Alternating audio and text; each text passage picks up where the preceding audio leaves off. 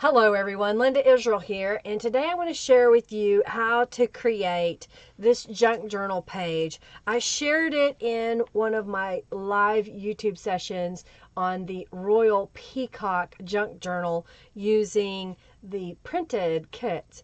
And I had a lot of feedback during that video that people wanted to know how I ended up using chips, paint chips that I picked up. And I thought, well, I will spend some time to show you how. So I picked up a few paint chips at, I believe it was Lowe's that I got. This happens to be Valspar brand. And they have these little windows in them. And they have a little curved area. But I need to change them because they're actually too wide for the journal page that I'm working on. I thought this was kind of neat too, that when you're looking at them, you can see the different colors. But anyhow, I'm going to trim these. So let me grab my paper trimmer. So currently these are almost 5 3/4 of an inch. And I want to trim off that curved area, which should put it around 5 inches wide. So I'm just going to go in here and trim this off. And then I'm going to flip it around and trim the other side off. And that's going to put them right about 5 1/4 inches wide. My junk journal page is 5 1/2 inches wide in this case. So just trim according to how wide your junk journal page is. You want it just a little bit inside so that it doesn't affect when they open and close the pages. They won't bind up on you.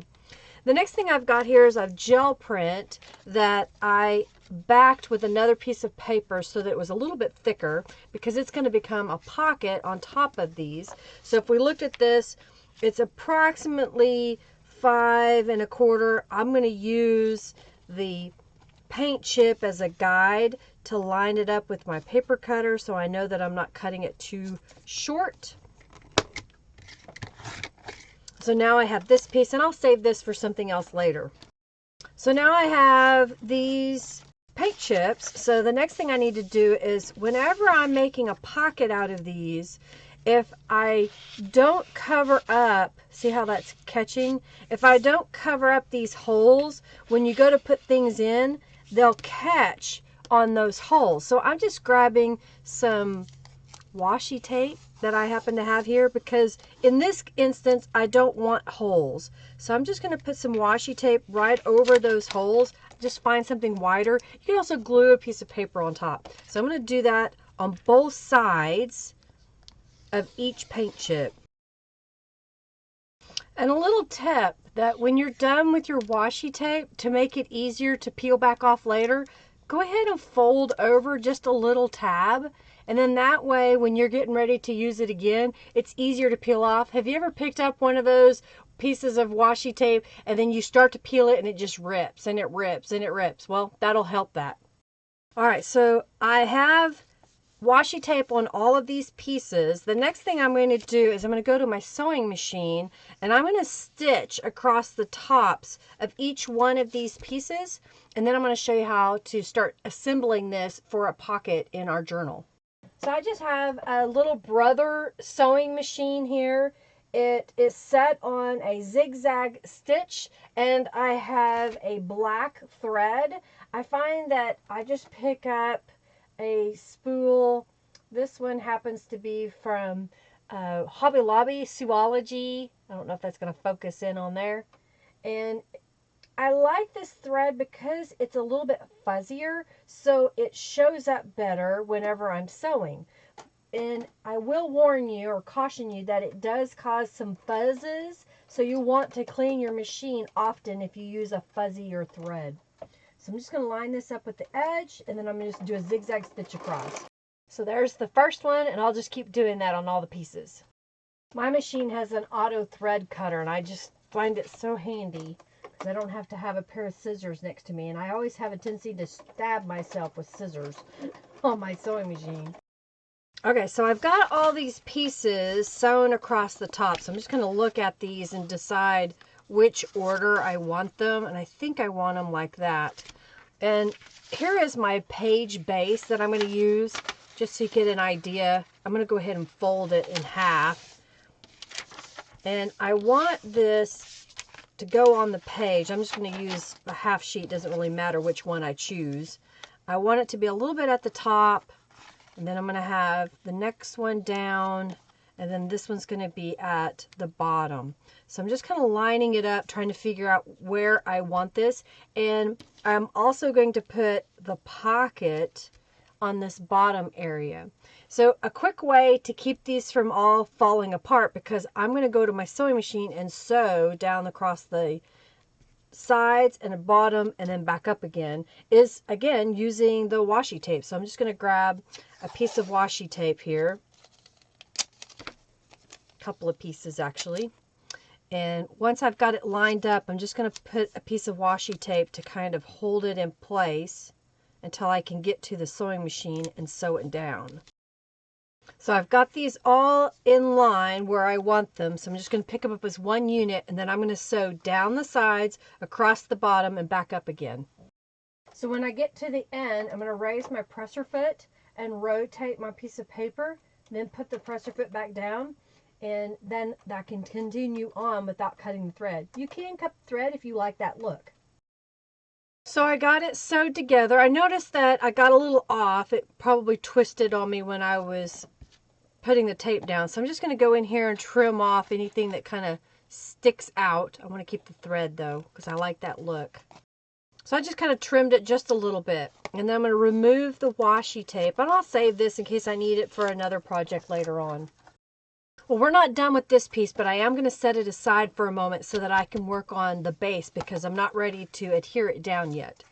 I have a few strips here, and I do this on other junk journal pages just because I had holes across the page. It also adds a little bit more stability to the page, and it's a little bit of a decoration.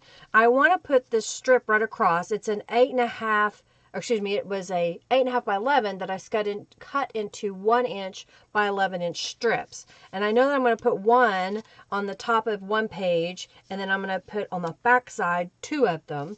And I want to spray these with some Tattered Angels Glimmer Mist before I attach these.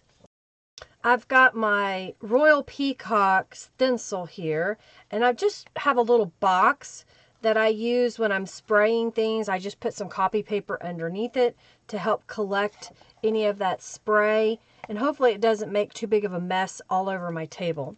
And I've got one of the colors from the Royal Peacock paint sets that I carry in my shop. This one's Royal Gold. You can see the mica at the bottom, and you want to make sure to shake this up. So I'm going to shake this up, making sure the lid's on, because it can leak out the top. So I'm going to shake this up.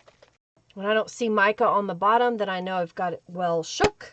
And then I'm just going to go in here and spray through the stencil onto those papers in the back. And then when we lift that up, can you see that beautiful gold that shows up on that dark paper? You probably wouldn't see it if you used a color like a purple or a blue, but because we use the gold, it shows up really well. I have 2 pieces of text weight paper. Think fancy copy paper, colored copy paper, or you can use scrapbook paper. I cut them at 5.5 by 4.25, and I'm just going to lay those into the spray box now. I'm going to use the same stencil, and I'm going to use the same color of spray. And then it has a real pretty gold shimmer on it now. I'm going to dry this with my heat tool, and I'll be right back. Okay, so the pages are dry, and I just love the shimmer on there. You still write over it, but you see that subtle pattern whenever you look at the page. So now I've got my blending tool and walnut stain distressing ink, and I'm going to go around the edges of all of these pieces. Okay, so now that I've got those distressed, I'm going to adhere the strips to the page. So I'm going to put one strip at the top, one strip at the bottom, and then I'll flip it over and work on the other side. So I'm going to put just a little bit of Aleene's tacky glue on here. It's really not a lot. I'm barely touching the surface of the paper, making a little zigzag. And I'm going to sew on top of this, so I don't need a whole lot. If you are not going to sew, then you want to put a good amount, but not so much that it squishes out the sides. So I'm just going to line this up across here. I'll use my foam folder to kind of smush, that's a technical term, you know, smush the glue, and it'll spread it out a little bit. If I have anything sticking out, like this is where it was ripped out of the book, I'll just trim that. I'm going to do it again down here on the bottom. So I'm going to put this one on the back side at the top. Don't you like how it's already transformed the paper? You know, you can use your junk and transform it with just a little bit of cardstock, scrapbook paper, or hand-painted papers. So this is one side. Here is the other side. Now I have these two little pieces, and I'm going to adhere them down in the center. And then sometimes it's hard to see that center. So what I'll do is I'll go ahead and I'll fold my page. And then I'll take my blending tool and just go down the spine. And that'll kind of help define where it is. You could also just hold the page folded. But I want to center these in here. So I'm just going to take my Aleene's Tacky Glue again and put a little bit of glue on the back side. So now I've created some writing space on this side. So the next thing I'm going to do is I'm going to go to my sewing machine and I'm going to sew around this purple page at the top and at the bottom and then around this page. So you want to make sure that your glue is dry before you go to the sewing machine. So it'll take me just a minute and then I'll move over to the machine. So I'm going to start here in the purple strip and I'm going to go down the side and back around again, doing the whole rectangle with a zigzag stitch. Now I'm going to go in and sew around these blocks.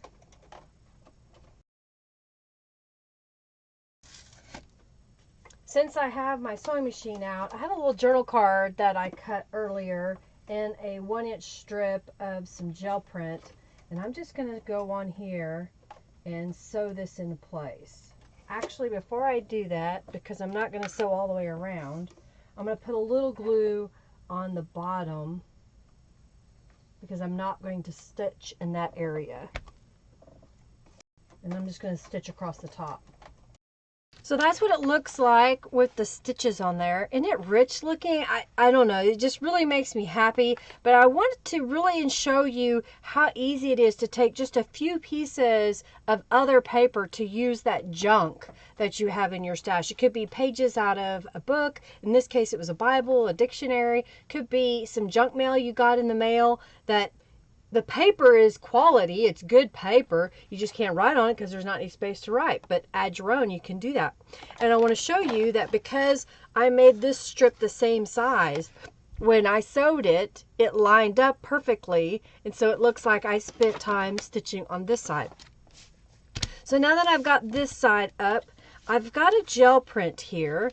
And it is the same or less than, let me look. Okay, it is less than my page here, so it's just a little bit narrower. It was a book page that I gel print, and in fact, I think it was a Bible page or something. Yeah, it was a Bible page. So I'm just going to look at it for just a moment, and I think what I want to do is I'm going to use this edge will be the top. So I'm just going to fold it over just slightly.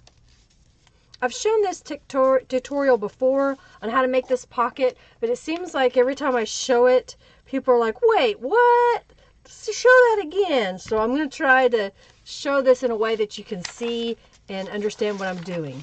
All right, so I put a little bit of glue at the top. The reason being this is going to become a pocket, and I want this to be stronger. This is the bottom. So what I do is I'm going to kind of accordion fold, but with spaces in between those folds. So I'll show you. So I'm going to start with about, a little over an inch, maybe 1.25 inches. I'll make a fold. Then I'm going to flip it back the other way. And what I'm going to do is I'm going to push this paper up just a little bit so it's not all the way down to the bottom here. So see how that's kind of making a fold up there? So I'll line this up and crease that. So this is a pocket now at the bottom. We have to adhere it together, but that's the first part. So then I'm going to go up just a little bit and probably right about there. So there's a little bit of a gap here. And again, not coming all the way down, just a little bit down so that things can stay in the pocket. And I will fold this one. You may need to adjust it because it may get a little crooked on you. All right, and then the next thing I'm going to do is I'm going to go to my sewing machine and I'm going to sew across here. I'm going to sew across this piece and sew across this piece and then all the way around. Let me show you. All right, so I'm going to unfold it to the first fold and I'm going to sew across here. You can glue this too. You do not have to sew it. I just like the look of stitches. So there's the first one. Then I'm going to take the next fold and sew across here. And then this is the third spot, so I'm going to sew across there. I'm going to raise the pressure foot and swing it around. And since this kind of already is ready to go, I'm just going to go ahead and fold them up like they're supposed to be. And I'm going to sew down the side, across the bottom, and back up the other side. So now there is my finished little pocket that I made out of a gel print. And that's going to go right here on this page. So this makes a nice little frame right here for a piece of paper, and this is one of those tear-off sheets that I picked up like at the Dollar Tree. So I'm going to lay this under the stencil, and I'm going to spray it with the same royal gold so that it'll match my rest of my project here. And then I've got a couple more sheets that I'm going to spray, so I'm just going to lay these in my box. And I'll lay these on top to mop up so you'll get a different pattern. And I may get a little bit of a transfer from whatever was on my stencil from my other spray sessions. I don't really clean my stencils off unless I know that the design I'm using, I'm going to want to change that color so it doesn't bleed onto my project. For the most part, I just leave it. Isn't that kind of cool? I'm going to add a little bit of distress ink to this piece. And then I'm going to put this in the frame here. So I'm just going to center it up and glue that piece down. And then this pocket's going to go on top. So I'm going to put glue on these three sides, leaving the top portion open.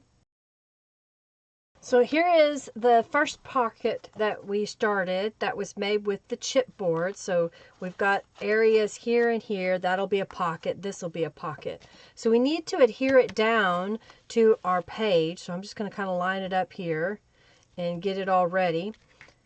And I think I know where I want to put it. So next what I'm going to do is I'm going to put glue down the side, across the bottom, back up. And then I'm going to put glue at each bottom of the paint chip so that when I put stuff in, it will stop here and not go all the way down. So I'm going to put glue right across here and right across to here. Okay, so now I need to make some things to go in the pockets, and I have a book page here. I think it was some kind of dictionary or something. Someone had written on it, but it's still good as a base. So I'm just going to fold it in half, and just so happen these pieces of paper fit on top. So what I'm going to do is I've got some Distress Ink Dusty Concord, and I'm going to use my blending tool. I keep my blending pads underneath my little pads. And I'm going to go right around the edges.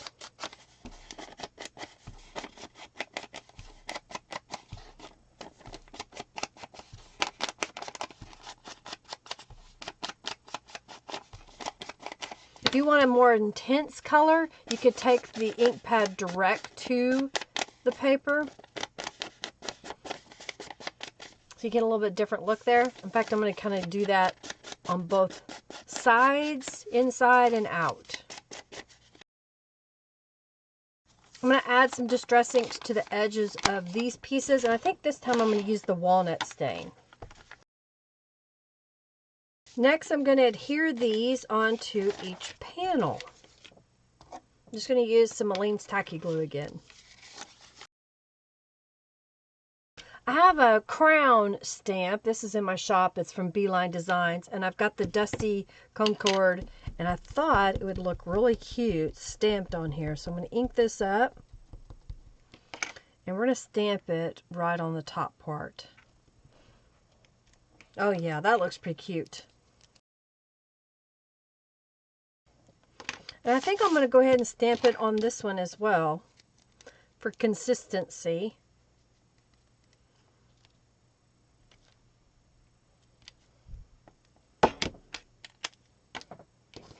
And then this little booklet can now fit right here in that pocket.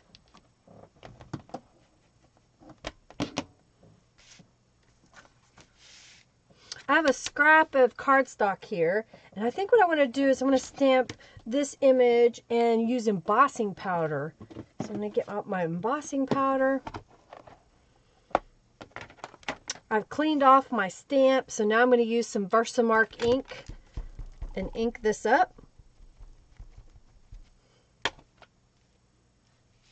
And we'll stamp it right in, let's find a corner that I can fussy cut it out.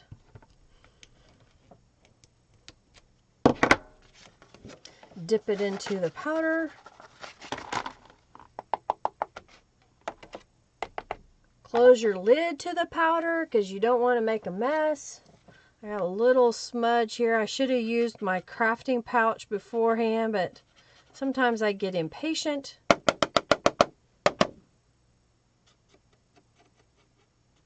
So I'm just using a paintbrush to get off any excess embossing powder. And now I'm going to use my heat tool. So I've got the Heat It craft tool by Ranger. And what I'm going to do is I'm going to heat up this embossing powder until it turns a solid, shiny form.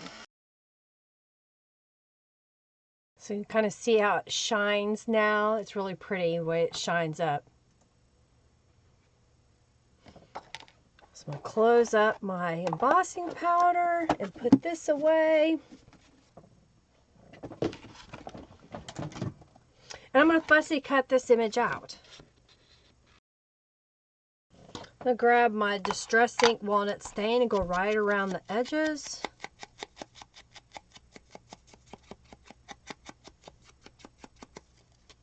This kind of changes the look up just a little bit. And I think I want to place this right here on this little pocket. So I'm just going to put a little glue on the bottom. I'm going to leave it to be another tuck spot so that whatever we decide later in the journal, we might want to put something just right behind there.